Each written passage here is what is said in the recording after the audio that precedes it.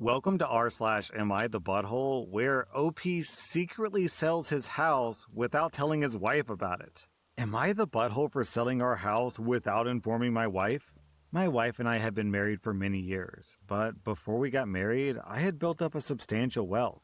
When we got married, I opted for a prenuptial agreement and complete separation of assets. She also has significant premarital wealth. Besides the house we currently live in, I still own a beautiful apartment in the same city that I usually rent out, but it's currently vacant. Over the past 2 years, we've had many discussions about moving to a smaller town and getting a house near the beach. 2 months ago, we bought the house for our upcoming move. We've already made the renovations we wanted, bought furniture, and we'll be moving into a new house soon. Since we won't be living in this city anymore, I didn't see a reason to keep the house we currently live in, and I sold it without notifying my wife.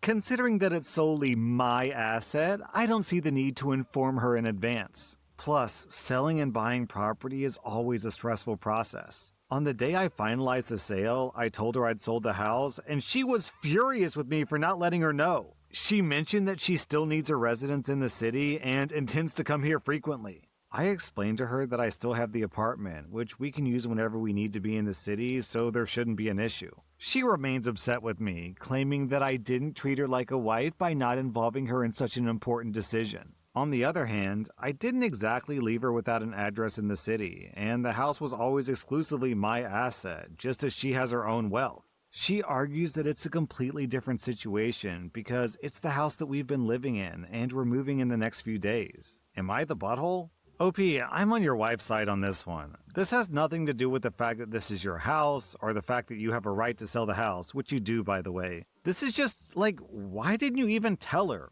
Why would you hide that information from your wife, the person you live with? Just, surprise, we have to move out because we don't own this house anymore. It's such a weirdly huge and important thing to not communicate. If my partner did that to me and we were living in a house that she owned and she just sold it out of the blue, I'd be like, wow, she can keep these kinds of secrets from me? What other secrets is she keeping? I'd feel betrayed, hurt, even though she has the right to. It's just weird, OP. So I'm on her side. I'm giving her 0 out of 5 buttholes. I think her reaction's totally normal. I'm giving you 2 out of 5 buttholes. Even though you had the right to do what you did, it was still really inconsiderate and cold. Am I the butthole for telling my sister that it's her fault that her son is being bullied?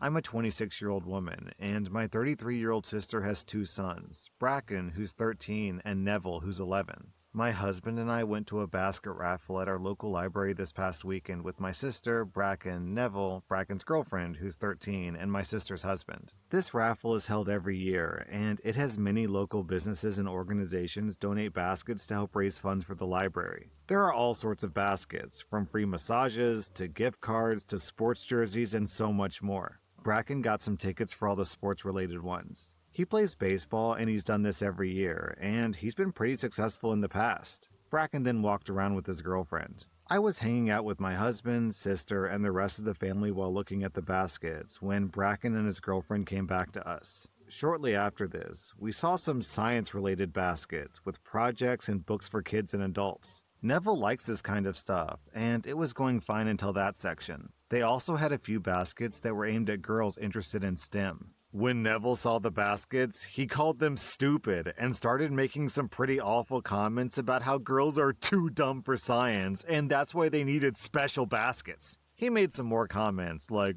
"This is why robotics club is all boys." My husband and I just dismissed it, and we could see a few people giving us looks, and Bracken made a comment telling Neville to shut his mouth. The raffle happened. Bracken won a lot, but the rest of us didn't. On the car ride home, my husband and I were wondering where Neville could have learned that type of language, and we were stumped. Last night I got a call from my sister, and she seemed stressed. She was telling me about how horrible Neville's first month of middle school was. She was telling me that he was being targeted and bullied. I asked her to explain what happened, and she was just crying. So I asked if she could give the phone to someone else. She gave the phone to Bracken, who told us that his mom was not telling the truth. He said that kids were mocking Neville for what he said at the raffle. Bracken admitted to telling his friends about the incident, who then spread the information around to the other 6th graders. Some of the kids in Neville's grade were calling him creepy and weird, and were doing it to his friends as well, who defended his comments. My sister quickly grabbed the phone from Bracken. After she calmed down, she asked me what to do. I told her this was on her, and it was her fault for not correcting Neville's behavior. She said that she didn't know why he said it, and said that she can't just take away his phone or friends when I mentioned both as a possible source. She just doubled down and said that she needed to teach Bracken and his friends not to gossip. I told her she was being ridiculous and hung up. She tried to call back, but I didn't pick up. Then I got angry texts. Am I the butthole?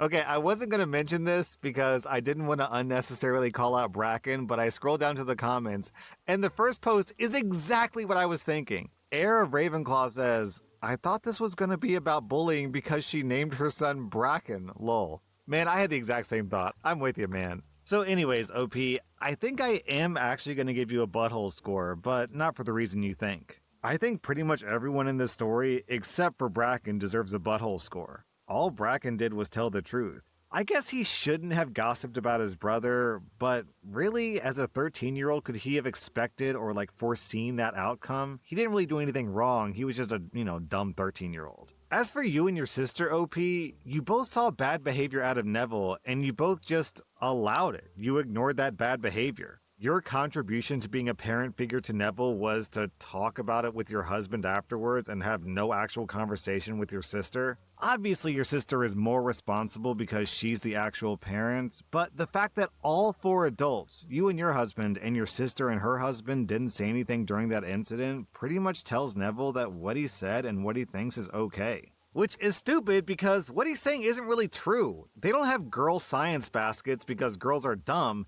They do it because girls are underrepresented in STEM and they're trying to attract and lure girls over with science stuff. So Neville gets 1.5 out of 5 buttholes for being a stupid kid. OP, you get 2 out of 5 buttholes for being a bad aunt, and his mom gets 2.5 out of 5 buttholes for being a bad mom. Am I the butthole for ending my childcare agreement with my sister because I don't want to care for her future stepkids whom I've never met? I'm a 27-year-old woman, and I'm a stay-at-home mom to my 2 little boys, ages 5 and 1. I also take care of my sister's 2 kids, ages 8 and 6 after school and during summer break. My sister sends snacks for all the kids and pays me a small amount of money. I never asked for a lot because it was never a big deal to me, and I enjoy seeing my niece and nephew. But now things have changed. My sister is engaged, and her future husband lives out of state with his 2 kids. My sister already told me that they were hoping I would take care of their kids. I asked when I would be meeting these kids, and she said that they fly in just before the wedding, and I would start right away. I told her that I'd like to get to know the kids first, and she said they want to start out on the right path with being a blended family, and that means treating the kids the same. She said they want them to have that after-school time together. I told her I understood, but I wouldn't be comfortable taking care of the kids for extended periods of time when I don't know them and I will have met them only 1 or 2 times before they'd be placed in my care, so I wouldn't be comfortable. My sister asked why I can't just embrace a big change and throw myself in. I told her I would if she'd be willing to give me some time to get to know the kids, but she said no. So I told her firmly that she would need to find someone else to take care of the kids. My sister told me that I was really showing that I only consider family those who are related by blood. But I would feel the same way if my brother came back home after several years and asked me to watch his kids who I've never met and they are blood related. For me, this is just a position that requires a close existing relationship for me to be okay with it. Am I the butthole? Okay, so you've got 2 kids, your sister has 2 kids, and then your sister's husband has 2 kids. So that means you're watching 6 children, which is a lot. That's a lot to handle. And you're doing this basically for free. Yeah, she's paying you, but you never asked for the money. And your only request for this cheap babysitting is you get a chance to know the kids first, and she says, no, that is not good enough. OP, clearly your sister is taking you for granted here. I think the boundary that you set here is completely reasonable. So I'm on your side, OP. I'm giving you 0 out of 5 buttholes, and I'm giving your sister 1.5 out of 5 buttholes.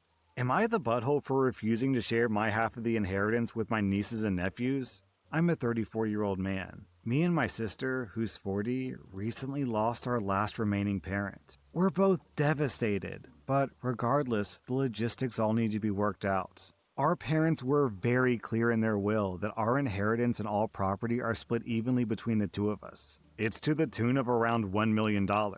Here's where the problem starts. I'm gay and I live with my partner, who I'm not married to, across the country from the rest of my family. My sister and her husband have 3 small kids under the age of 11. My sister said that since it's highly unlikely I'll ever have kids, which remains to be seen, I haven't decided that yet, and because I live a comfortable life currently, that I should take at least 1/4 of my inheritance money and open bank accounts for her kids. Instead of using her own money to do that, she wants to buy a McMansion to get out of their smaller, cramped house, basically implying that her and her family need the money more than I do since they're married with kids and I'm not. She thinks that my parents were unfair when they created the will and that I should do the right thing and make up for their mistake. Our entire family is split on the issue. My brother-in-law is obviously on my sister's side and said that I'm being greedy and don't care about my nieces and nephews' future. Our aunts, uncles, and cousins all have differing opinions, with the more homophobic side of the family saying that I'm being a greedy butthole. It's causing a major rift, and I'm worried that eventually she'll cut me off and won't let me have a relationship with the kids anymore. Part of me thinks that maybe they do need the money more than me. Maybe I should just let the money go. Am I the butthole?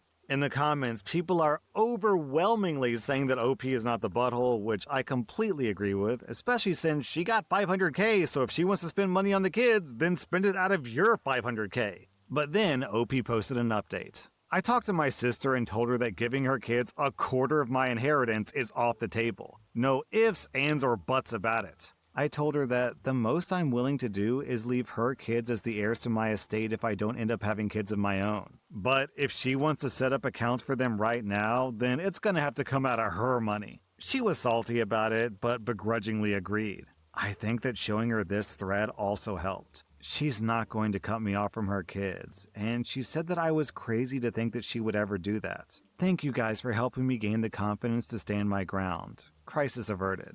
So, I guess all's well that ends well, but still the butthole scores is 0 out of 5 buttholes for OP, and let's say 2.5 out of 5 buttholes for the sister, because her expecting him to just give up $125,000 is ridiculous, insane, nutso, super selfish. Am I the butthole for expecting my daughters to share their grandma's inheritance 50-50, regardless of the will? I have 2 daughters that were my late mother-in-law's only grandchildren, Elise, who's 22, and Rhea, who's 21. She always favored Elise because Elise wanted to follow in her footsteps and be just like her. She spent so much time with Elise, teaching her her profession and using her connections to get her set up in her field. When my mother-in-law went into senior care, she had to disperse her assets to pay for it. This created yet another opportunity for her to favor Elise by making sure that she alone got her tools and a small amount of land that she used to set up her greenhouse. She passed a little over a year ago, and we got a letter in the mail about a trust that she had set up about a decade ago. There isn't much, about $30,000. The trust states that it's supposed to be shared equally between her grandkids and can only be fully dispersed when the youngest is 21. The only 2 grandkids are my daughters, Elise and Rhea just turned 21. We asked about it and got the answer that, unfortunately, only Elise is eligible to withdraw money from the trust. My mother-in-law set up a clause that anyone who had a child before the minimum age to inherit is automatically disqualified. In short, if one of the grandkids has a baby before the age of 21, they get $0 and their portion goes to the other heirs. Rhea has a 2-year-old son, and Elise doesn't have any kids, so according to the terms, Elise gets 100% of the money. I'm pissed! My wife wants to just let it go and pretend that it never happened, just like the land. I don't. My mother-in-law never treated Rhea like a real grandchild. She never spent real time with her or gave her the same opportunities. Also, Elise had to undergo a hysterectomy. My mother-in-law set up that clause so that Rhea could fail and she would have an excuse to get a dig in one last time. I ignored the land thing because at least that helped out Elise's career. I think that Elise is obligated to do the right thing and split this with her sister. Elise thinks that we shouldn't fight the will, and my wife is trying to stay neutral. Also, OP conveniently left out a relevant detail that Elise is the biological grandchild of the mother-in-law, but Rhea isn't.